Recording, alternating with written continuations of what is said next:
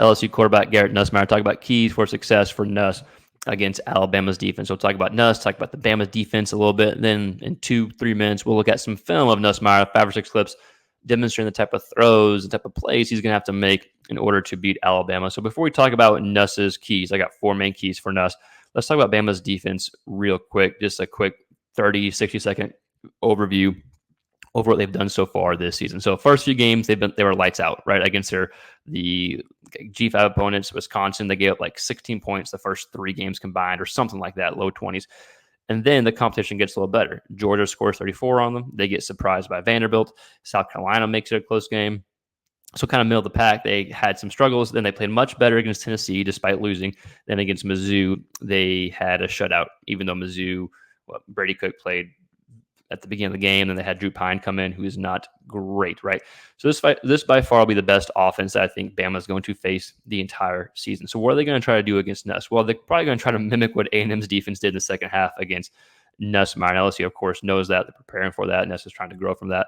But they're going to try to confuse Nuss. They're going to try to do one thing pre-snap and do something else post-snap and try to confuse him and force him to make some bad throws, try to bait him into making bad throws. So far, all of Nuss's interceptions have come off straight dropback, so without the use of play action. 8 of his 9 interceptions have come when the defense drops 7 or 8, right? So the defense is trying to confuse Nuss and make him force a pick by dropping more guys into coverage. So far, last few things over Bama's defense. Against Mizzou, they blitz 46% of passing downs. Against South Carolina, they blitz 45%. Against Tennessee, they blitz 33% of passing downs. Vandy, 39%. And Georgia, only 25% of passing downs, largely because they had a huge lead, and they didn't start blitzing again until later on in the game. So against Nuss, I think we're going to see strategic blitzing. They're going to be blitzing enough on passing downs, but I think they're also going to try to, like we said, confuse him, make Nuss think that they are blitzing, and then drop back into coverage, right? So with that said, let's talk about Nuss. Let's talk about the keys for success. My biggest theme about Nuss is how is he going to respond coming off that second half disaster against Texas A&M, against the 3 interception game? How will he respond? I think the advantage in his favor to respond in a good way. You're at home. It's a night game. You have the advantage from the receiver positions against Alabama. DBs, you coming off a bye week, so you have a lot of things in your favor, but you still have to respond from that bad game. And I'm a big Nuss fan. If you've watched this channel before, you know I'm a Nuss believer, so I do think he's going to respond well. But key number 1, you have to eliminate forcing the ball. That is what leads to these interceptions. And you saw the snowball effect against A&M. So eliminate forcing the ball. Every pick has come when you're dropping straight back, right? Like we talked about when we talked about Bama's defense. You have 0 interceptions off of play action, and you only have thrown off play action 25% of your dropback. So maybe a bit more play action to take some pressure off you. You don't have to feel like you have to make every play. I think that's why Nuss has forced some balls, because I think he feels like he's got to make every throw, every single play, every single down, because the offense relies on him, right? So maybe give him some help, rely on some play action. Key number 2, I think big play opportunities will be there, and I'll try to take them often. Now, they don't have to be like every single drive, but think about Ole Miss. You had a lot of deep shots. You had 16 balls thrown in the air, or 16 attempts where the ball was thrown 20 yards or more in the air. You only completed 4 of them. It was enough to win the game. So I'm thinking more along the lines of like the Ole Miss type of deep shot mentality. Maybe not 16 attempts, but why not 10-ish? Why not double digits, right? Take some deep shots. I think there's some opportunities there against Bama's secondary. Key number 3, move in the pocket like you've done so well in maneuvering in the pocket, right? Even when the pressure gets to you, he's done a great job moving in the pocket, buying time, eyes downfield. So continue to do that. That will help set up the pass. And key number 4, we talked about this briefly, but improving the game or improving your game whenever the defense is dropping 7 or 8 and trying to bait you to forcing a bad throw. He has 8 interceptions and the defense is dropping 7 or 8. 8 of his 9 picks are on those type of coverages. Only 1 interception when the defense is blitzing him. So he's been better against the blitz as it relates to keeping control or taking care of the football, right? So it's just eliminating forcing the ball. So those are my main keys for Nuss. We got a few clips we're going to watch that hopefully do a good job demonstrating the type of throws he's going to have to make as broadcast footage. I do apologize. We have to slow it down a little bit so YouTube doesn't get us in trouble. But let's go ahead, look at these clips of Nuss and the type of throws he's going to have to make to beat Alabama this weekend.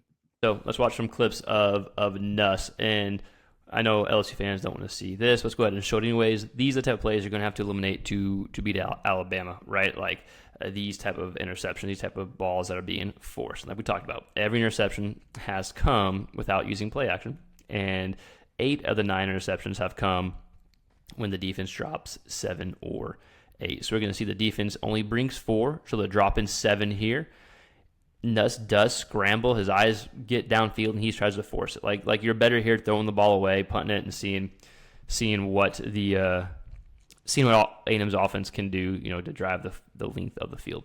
So eliminating these type of throws here, there are a few other type of throws that we could watch. We'll just watch one. Interception. Don't want to make LSU fans relive this by any means. But key number 1, eliminating these type of throws, eliminating these type of plays. And I'm really excited to see how Nuss responds. I think he's going to respond really well here. All right, so let's move on. How do we eliminate those type of throws? Well, I think more play action can help. Like we talked about, no interceptions have come off play action. So this is a play action here, technically an RPO, but still considered goes down as a play action because of the threat of the run. But I think it can help get defenders out of position, even when they don't blitz, even when they drop 7 or 8. The play action can still get guys out of position and allow throws, allow more space to happen, even if the run game isn't going, right? I still think the threat of the run can be there. So I think some play action can help Nuss potentially eliminate some of those mistakes. You see the threat of the run here. Now this is RPOs, right? You got a lineman almost about 3 yards downfield. If he would have gone any more, it's probably a flag. But watch how it gets out of position. You're here, you're a few yards from the line of scrimmage. It gets defenses out of position and allows a good throwing lane for Nuss, an easier throwing lane. Don't have to force anything, right? So I think play action can really, really help eliminate those type of mistakes. And it has. He has 6 touchdowns and 0 picks off of play action. Again, only 25% of his dropbacks have been off play action so far. All right, key number 2. I think some deep shots are going to be there. Now, like we said, he had 16 attempts where the ball is thrown 20 yards or more downfield against Ole Miss, so I don't know if we want 16 of those type of throws. But I think we can, if you can go 4 of 10 or 3 of 10 on these type of throws, that can change the game. So these type of throws, I want to take some shots deep. Hopefully you can hit on them. I think you can against Alabama's defense because I think your receivers, you have the advantage against their DB. So these type of throws we want to see from Nuss, these type of completions, throwing the ball downfield, which he always does, besides Arkansas, who took it away, and he just kept going underneath. But I think pushing the ball downfield, I think you're going to have some opportunities to hit on some deep throws. All right, next key.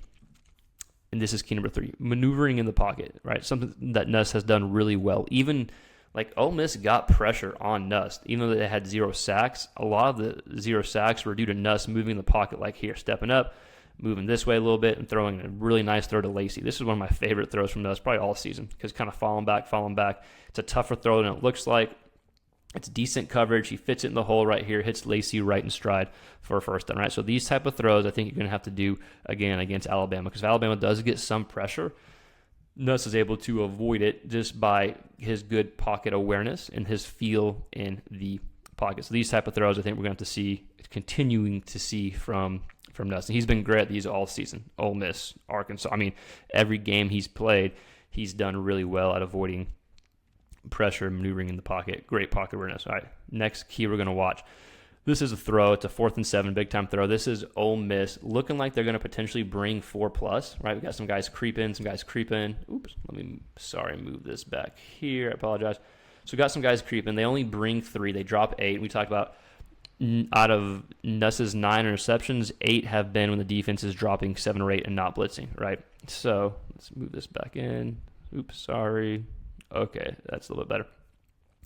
So completing on these type of passes. Not that Nuss isn't good at this. Like 60-something% of his dropbacks, they only bring 3 or 4. So he has a lot of opportunities. But I think he's going to have to make throws like this. And I would imagine Bama not blitzing as much and trying to confuse him, right? So if they drop 7 or 8, Nuss is going to have to continue to read the defense, process the defense, and not force anything whenever guys are in the passing lane, right? So those are the main 4 keys for Nuss.